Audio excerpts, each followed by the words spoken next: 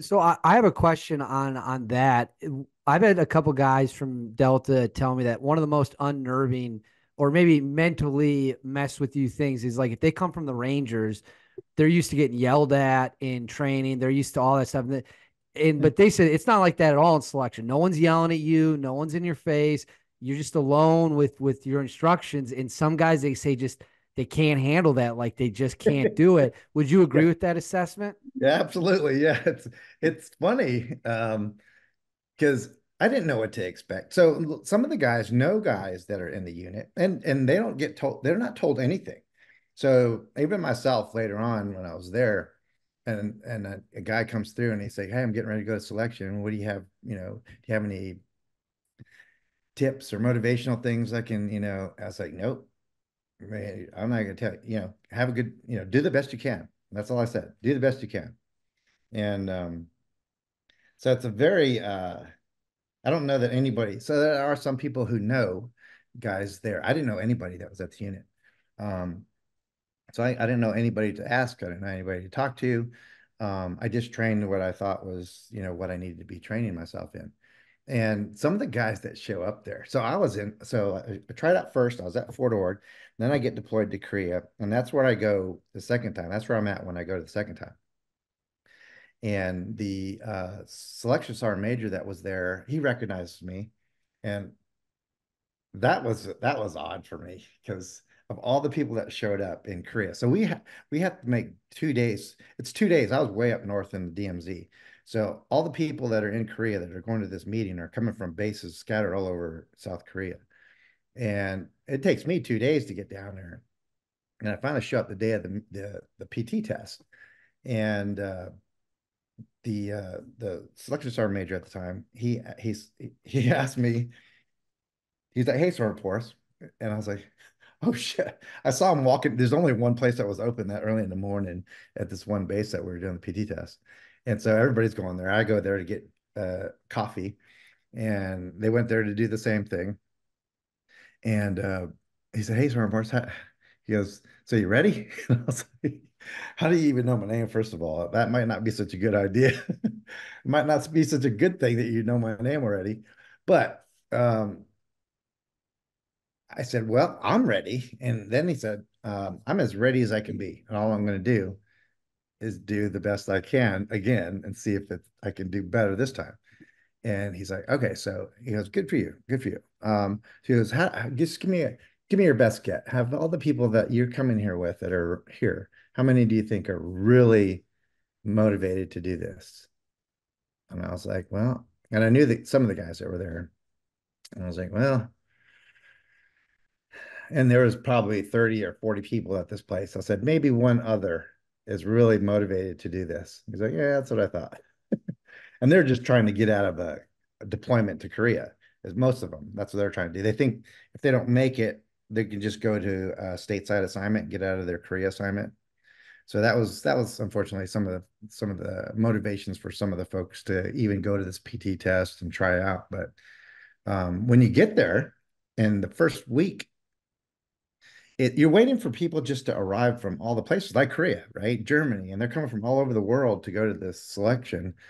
And nobody tells you, nobody, yeah, like you say it, right? The other guy said that nobody's yelling at you.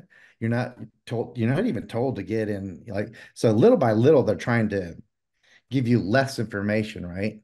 So like like it would be like a formation at whatever time, right? And then all they would do is tell you your instructions are on the board, and it's a dry erase board in the hallway. And while you're out in formation, somebody wrote the next instructions for you to do. And it's not like a dismissal, like a formal, formation in the military. Like, okay, everybody dismissed. It's just like your information's on the board, and then they leave. And so the guys are so really regimented in the army life, right? Like, well, can we move? Can we leave? Can we go check it? And that it just within a few days, people are quitting because of that. Like be in formation in the morning or be at the dining facility at this time. And so typically in the army, if you have like say 7 o'clock in the dining facility for breakfast, that's when breakfast starts. Then you back that up for a formation, right? To march to the dining facility, right? So you add 30 minutes to that. So 6:30 being formation.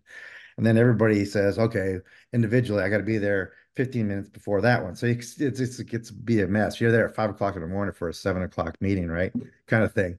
And then, so guys are out there, they're waking up and you hear alarms going, watches and stuff like that going off. And um, so we're talking no cell phones at the time. So everybody's literally, they have like travel clocks and those little bells and other thing going off for their alarms just so they can be out there at, 6 o'clock in the morning for a 7 o'clock formation or be at the dining facility. And so for some of us, and they're expecting at one point in the night, like ranger school or basic training or something like that, that sometime in the night, like 2, 3 o'clock in the morning, they're going to come in storming and yelling and flashbangs everywhere and trash cans in the hallway to wake you up. And none of that happens.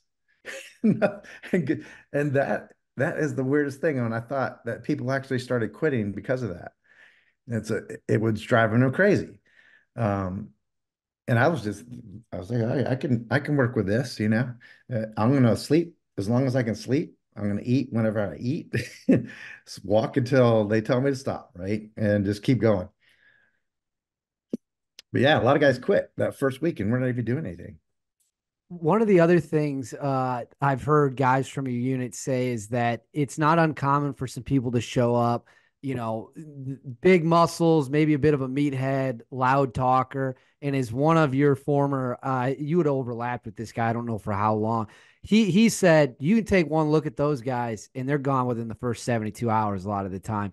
And it's Yep, like that's what fascinates me. And I think what fascinates the viewers is you see the movies and you think these guys are all Arnold Schwarzenegger. And he's like, when you get there, those guys, especially if they can't keep their mouth shut and they can't keep their ego in check, they're not ready. He's like, 72 hours, see you later. go on. Yeah, absolutely. It's kind of an interesting thing. Yeah, it's to see it happen that way. Um, and I've seen that. That's the same thing with combat too. Like the people who are talking smack, all the stuff before Panama, and in my case, um, the false motivation and all that stuff, and whatever. It's just those are the ones that don't end up performing. And the quiet, my guys, all the quiet soldiers and everybody who's just, you know, uh, performing, they're just doing what they do. We're the ones who excelled in that environment. Same thing when you get to the selection and you see those guys. Yeah, some of them can't even pass the PT test. And it's it's like how can you not pass a PT test? You knew you were taking one. But the big guys, right? It's just too much. Swim there used to be a swim test. That was getting them a lot. The run was getting them a lot. Um, a lot of it is a lot of it was from my perspective, from just observing everybody, that like the big guys, they tried too hard, especially like in the running and the PT test kind of stuff. They just didn't have it. They just have the cardio for it. And then they try to keep up with these little guys who are passing them. And then their whole macho thing took over. And I was like, oh, that little guy's not going to beat me. And then he just gassed out and couldn't pass. Um, so it is really interesting. I thought it was like one of the many things that just intrigued me about it the first time was the dynamics of how it's run and what actually happens. Like who's there really in the end.